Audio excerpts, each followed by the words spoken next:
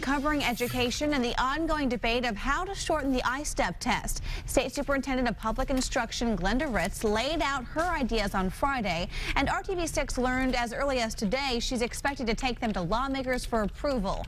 Ann Kelly joins us live outside the Statehouse with details on this story. Ann?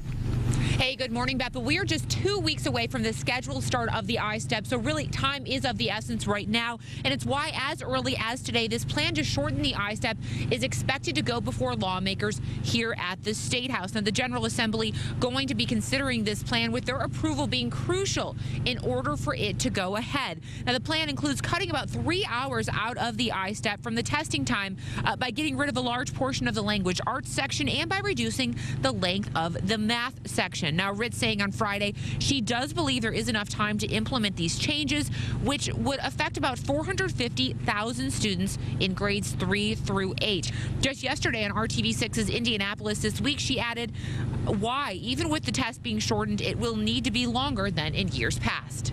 The test it's our first one. And every time you do the first test, you have to pilot questions, you have to build what we call vertical scales. We have to do some psychometric kinds of things to make sure that it's valid and reliable.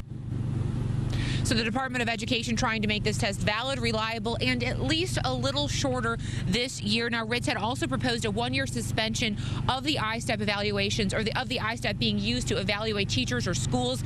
The State Board of Education did not support that. That is not being considered by lawmakers today. Right now, the focus is shortening the I-STEP with, again, as early as today, lawmakers to vote on a plan that could shorten it by as much as 3 hours. Reporting live outside the Statehouse, Ann Kelly, RTV6.